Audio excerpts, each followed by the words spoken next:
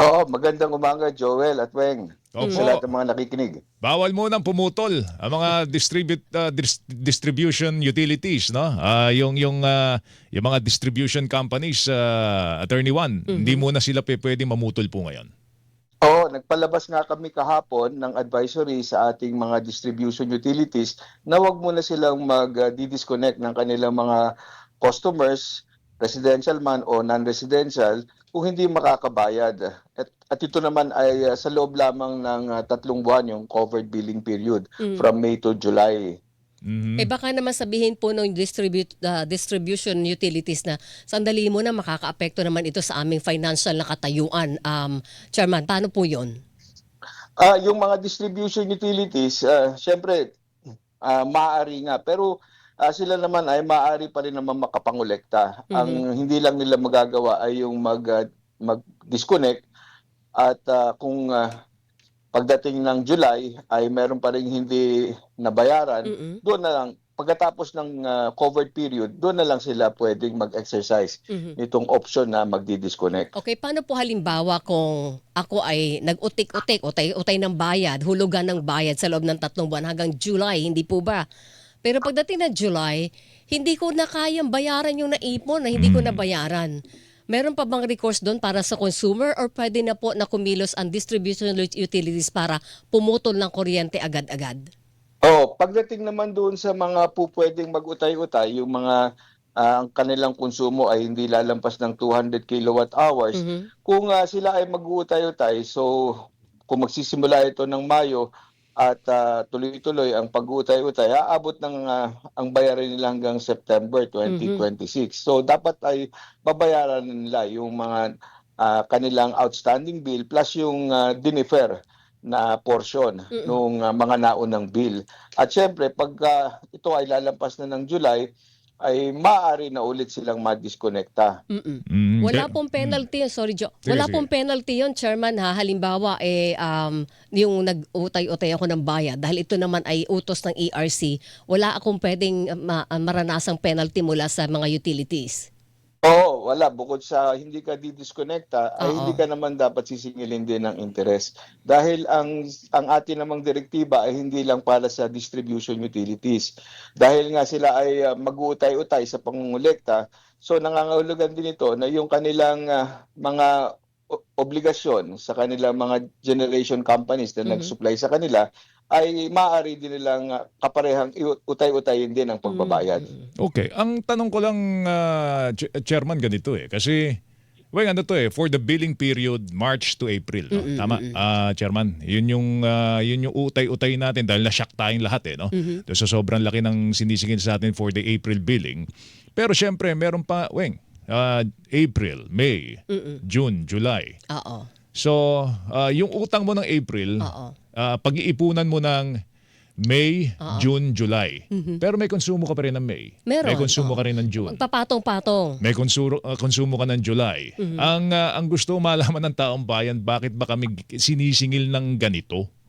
Ano pa ba ang pwede nating, I'm sure, tama naman kayo dyan. Yan po'y tinatakda po ng batas.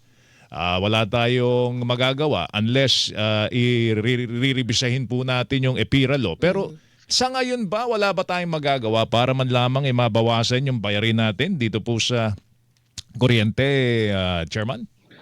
Pagdating kasi sa presyo, ito ay mahirap natin pakialaman lalo na yung parang presyo sa supply ng kuryente sa atin dahil yung supply naman, ito ay nakabase doon sa gastusin Mhm. pag generate ng kuryente niyan. Eh kung yung gastusin ay talagang tumaas, so talagang mangangahulugan nito ay tataas din yung isisingil sa atin. Ang Mhm. meron tayong control, siyempre yung konsumo, yung dami ng ating ikokonsumo. At kung mababawasan natin yung konsumo natin, kahit pa tumaas yung presyo ng bahagya, ay hindi naman ganong lolobo ang ating babayaran. Yung paniningil ng VAT do sa bawat stage ng pagsusupply ng kuryente natin, Chairman, alam natin hindi walang magagawa doon ng ERC dahil batas po yan, Mm. hindi ba? Pati yung sa systems laws.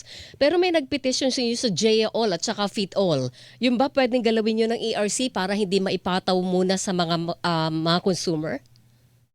Tinitingnan natin yung petition na o yung sulat na pinadala sa atin at tanggap naman natin patungkol doon sa pagpapahinto ng pangungulekta ng feed-in tariff allowance at Yes. JEA allowance. Mhm. Yung kalkulasyon kasi nitong mga taripang ito ay nakabase doon sa forecast kung magkano yung kakailanganin na halaga upang mabayaran naman yung mga renewable energy companies. Yung pagdating sa JEA allowance, pinag-aaralan na namin kung may sasapat ng pambayad. Kumbaga po pwedeng ihinto muna ang pangungulekta at ituloy na lang sa mga susunod na buwan kung matapos na nga itong krisis.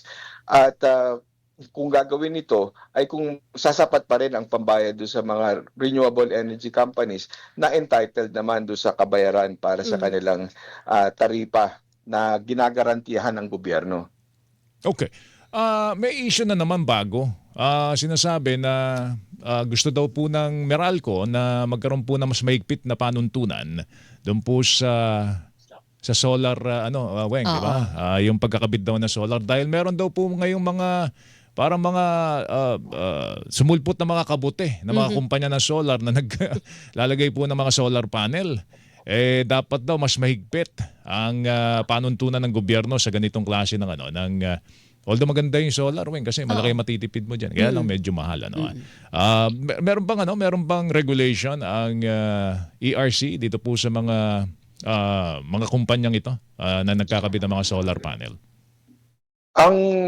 Ang ERC kasi nagpapatupad lang at doon sa ating net metering rules, ang sinasabi naman natin dito ay para makapasok doon sa programa ng net metering, itong mga nagpapa-install ng solar, kinakailangan dumaan sila sa tamang proseso. At kasama sa prosesong ito ay yung paghingi nila ng permiso sa kanilang local government unit. At ito namang prosesong ito ay hindi naman para lang magkaroon ng karagdagang balakid doon sa pagpapatayo ng solar installation sa bubong kasi merong safety issue pagdating dito sa mga inilalagay mo sa bubong kung ito ay hindi tama or hindi base sa standard na umiiral, maaaring makapagdulot ito ng sunog. So yun din ang dapat natitingnan, kaya nga't kinakailangan na kung kakailanganin na magsipagtayo ng solar sa bubong, maaaring dapat ay ipinagpapaalam na lang. Nang sa ganon, may katiyakan din yung ating mga kababayan na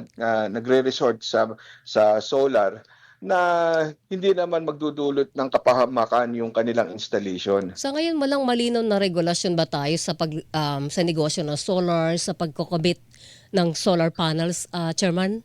Kaninong tanggapan ito nagpo-fall ba, yung ganitong responsibilidad?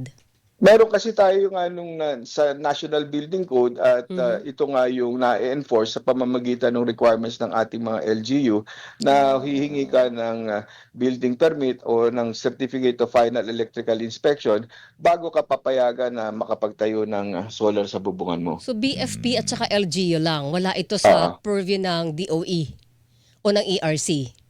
Hindi kasi namin nililisensyahan yung mga kumpanya o yung mga installer ng solar. Kaya hindi namin nasasakop yung operasyon nila. So kung negosyo sila, business permit lang ang kailangan nila talaga from the LGU? Yes, oo, tama. Yun lang. So yung klase ng solar panel na ikinakabit nila, yung kaligtasan nito, wala ba BFP nagre-regulate na doon? lang? Ganun Wala ba yun? nagre-regulate doon, attorney? Sa pagkakaalam ko kasi meron na rin mga attempts o hindi ko alam kung in place na yung mga standards na dapat sinusunod nung mga nagsisipag ng ganitong mga panels or kaya naman yung nagsisipag install.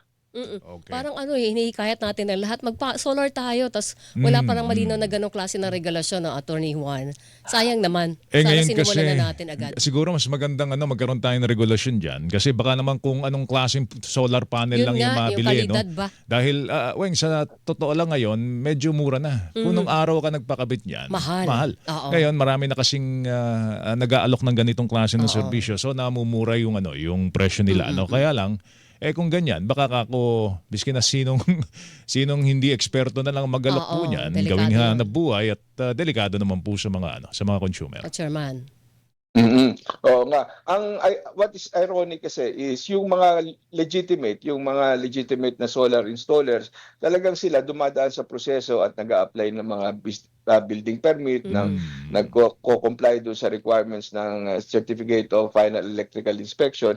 Pero yun ngang yung mga ibang nagnenegosyo na kumbaga basta lang sila nakakapag-angkat ng Mhm.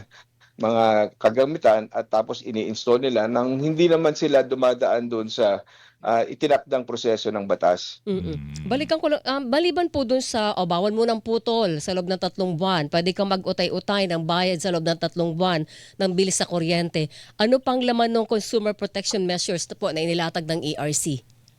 Oo, nauna na namin na ipinalabas yung dating advisory na kung masyadong mataas ang magiging kalkulasyon ng generation charge ng ating mga distribution utilities, kinakailangan ipaalam nila sa komisyon yan nang sa ganun maaral natin at mapag-utusan nga sila kung kakailanganin na mag-utay-utay. Mhm. Kaya ito naman, itong ating bagong advisory na ipinalabas, ito ay sasaklaw doon sa mga 200 kilowatt hours ang konsumo Mhm. pababa. Pero nandyan pa rin yung ating naunang advisory na kapag ang distribution utility ang kanyang makakalkula na generation charge ay higit sa piso, ay maaring mapag-utay-utay din ang paniningil niya. Mhm. At kung yan ang mangyayari, hindi lang yung mga may konsumo ng 200 kilowatt hours Mhm. ang makakabenepisyo dito, kundi lahat na rin ng Mhm. customers ng distribution utility. So ibig sabihin yung generation charge hindi pwedeng basta-basta itaas ito.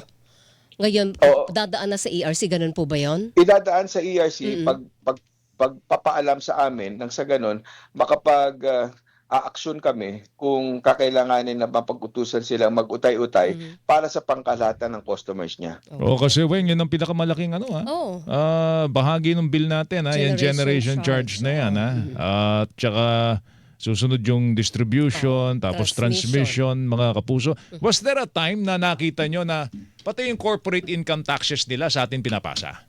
Yung Masagpit yan. corporate income tax, tinanggal na yan doon sa pagtatakda ng singil ng ating mga distribution utilities. Oo. Hindi yan nakakasama. Ay, buti Ito naman. ay So, kumbaga nagkaroon din sinasalo ng pagkakataon na ng isinama mga nila yan. may-ari ng distribution companies. Oo, pero nagkaroon din ng pagkakataon, yung transmission, yung distribution, na ipasa sa atin yung buwis na dapat sila nagbabayad.